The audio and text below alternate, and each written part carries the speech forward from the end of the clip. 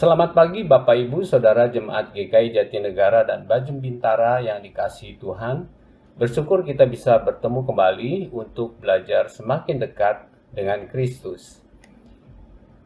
Agustus adalah bulan kemerdekaan negara kita Republik Indonesia. Satu hal penting yang perlu kita teladani dari para pahlawan bangsa yaitu spirit kasih pengorbanan sebagai tanggung jawab moral bagi sesamanya, yaitu orang-orang yang Tuhan hadirkan di sekitar kehidupannya. Mari saudara kita masuk dalam doa. Bapa di surga, kami bersyukur untuk kasih setiamu, untuk hari yang baru yang Tuhan hadirkan di dalam kehidupan kami. Kami mau memulai hari ini dengan firman-Mu, dengan segala kebenaran-kebenaran yang Tuhan nyatakan di dalam firman Tuhan. Tolonglah kami dengan Roh Kudus-Mu, agar kami boleh mengerti apa yang kami baca dan kami dengar sesuai dengan perkataan Tuhan. Dalam nama Tuhan Yesus kami mohonkan doa ini. Amin. Saudara, tema hari ini, keluargamu ladang pelayananmu. Diambil dari surat 1 Timotius pasal 5 ayat 8. Tetapi jika ada seorang yang tidak memeliharakan sanak saudaranya, apalagi seisi rumahnya, orang itu murtad dan lebih buruk dari orang yang tidak beriman. Bapak Ibu Saudara yang dikasihi Tuhan, konteks ayat tadi adalah teguran Rasul Paulus kepada sanak saudara para janda yang terlantar hidupnya. Masalahnya memang soal kebutuhan jasmani, tetapi bagi orang yang sudah menerima anugerah keselamatan dalam Yesus Kristus sebagai anak-anak kerajaan Allah, kita sadar bahwa tanggung jawab rohani lebih penting daripada jasmani. Karena ini soal waktu kehidupan mendatang yang kekal. Kita wajib mengabarkan Injil Tuhan kepada anggota keluarga kita, kepada orang-orang yang Tuhan hadirkan di lingkungan kehidupan kita setiap hari. Keluarga Anda adalah sebuah ladang milik Tuhan, di mana Anda sebagai anak kerajaan Allah diharapkan berperan aktif membawa mereka percaya kepada Kristus. Tugas ini memang tidak ringan, perlu pengorbanan waktu, tenaga, dan kesenangan kita untuk memenangkan jiwa dalam keluarga kita. Jangan takut, Bapak Ibu Saudaraku, dengan penyertaan Allah Roh Kudus dan teladan Tuhan Yesus, kita pasti bisa. Dalam Injil Matius pasal 13, Tuhan memberikan beberapa perumpamaan hal kerajaan Allah. Dalam perikop lalang di antara gandum, yaitu Matius pasal 13 ayat 24-30 dan penjelasannya ayat 36-43, Tuhan ingatkan kita akan bahaya aktif lalang terhadap gandum. Lalang yang berasal dari si iblis hadir sebagai pribadi atau pemahaman yang selalu melawan kehendak Allah, berusaha menghalangi dan mengancam pertumbuhan gandum sebagai pribadi atau ketaatan anak-anak kerajaan Allah. Iblis selalu berusaha menggunakan tipu daya dan mamon duniawi agar anak-anak kerajaan Allah gagal paham akan kebenaran firman Allah. Kita ingat dalam doa Bapa kami yang kita naikkan setiap hari. Kita berjanji menguduskan nama Allah untuk menyambut kedatangan kerajaan Allah. Mari kita belajar dari Tuhan bagaimana seharusnya menguduskan nama Allah melalui hidup kita setiap hari agar kita dimampukan menjadi benih gandum baik yang menghasilkan gandum-gandum baik lain yang banyak di ladangnya. Dari Injil Matius pasal 4 ayat 1-11, perikop tentang pencobaan di padang gurun, di mana Tuhan Yesus sebagai manusia seutuhnya setelah berpuasa selama 40 hari, maka keadaan jasmaninya sangat kritis, dalam keadaan terpuruk sepenuhnya. Nah, pada waktu itu kejadian yang pertama kita baca ketika Tuhan Yesus dicobai iblis untuk mengubah batu menjadi roti. Tuhan menjawab, ada tertulis, manusia hidup bukan dari roti saja, tetapi dari setiap firman yang keluar dari mulut Allah. Saudaraku, jikalau roti atau nasi menjadi menu utama jasmani kita setiap hari, kita harus menjadikan firman Allah sebagai menu utama bagi kehidupan rohani kita, agar kita tidak kekurangan nutrisi rohani. Anda sudah menguduskan nama Allah dengan melakukan saat teduh setiap hari. yaitu membaca firman-Nya dengan tekun, berdoa, meminta hikmat Tuhan, memimpin hidup Anda, dan melaksanakan firman Tuhan dengan benar sebagai saksi Tuhan.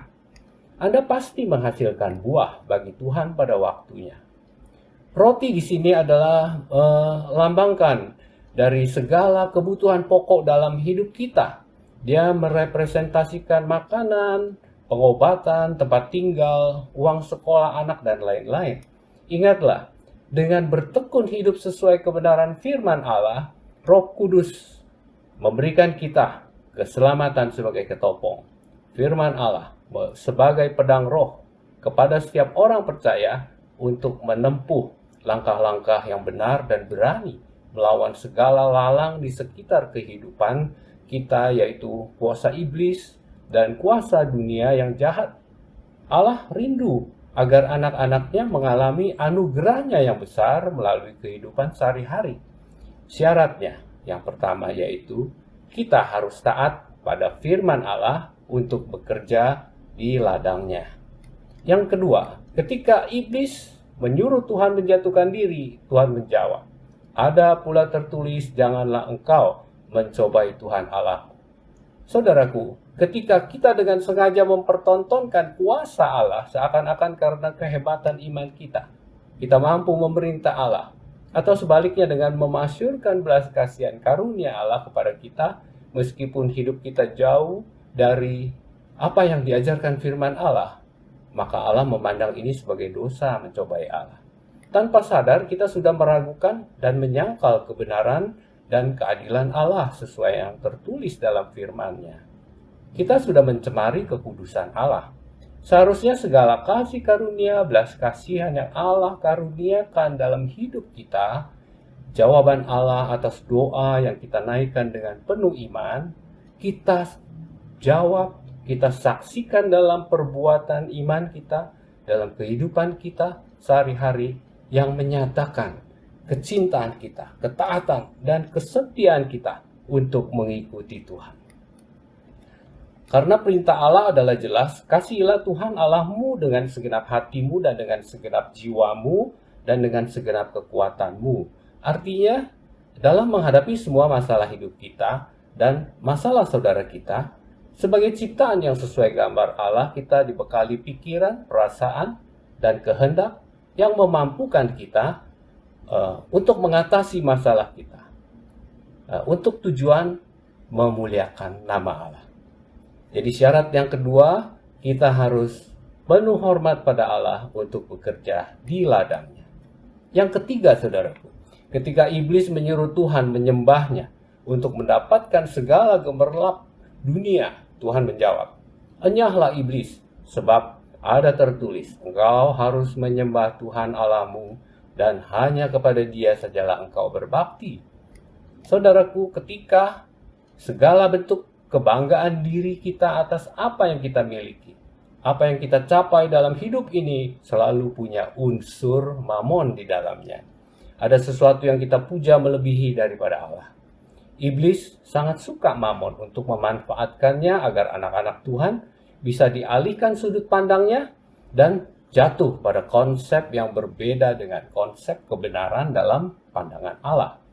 Orang yang sudah terjerat oleh mamon gemerlap hidup ini menjadikan semua yang bisa mengaktualisasi dirinya, yang membanggakan dirinya, semua yang mengasihkan diri sendiri menjadi tujuan hidupnya.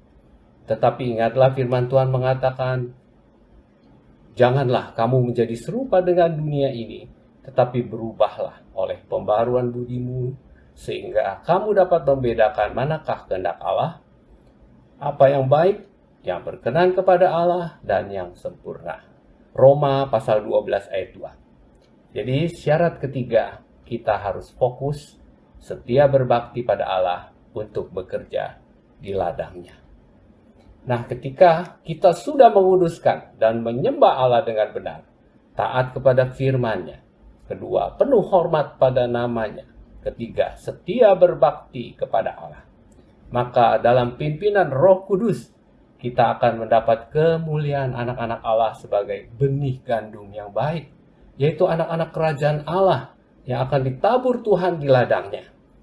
Anda akan berperan sebagai panutan, teladan yang membawa keluarga Anda kepada Tuhan, menjadi pahlawan Allah dan menjadi pahlawan keluarga Anda. Mari kita berdoa. Bapa di surga, kami mau bertekad bagaimana kami boleh menjadi anak-anak kerajaan Allah, menjadi pahlawan Allah dan menjadi pahlawan di dalam keluarga kami masing-masing. Kami boleh menjadi alat bagi Tuhan, menjadi gandum yang baik, menghasilkan benih-benih gandum, dan menjadi hal yang diberkati. Tuhan menyertai. Terima kasih Bapa untuk kebenaran ini.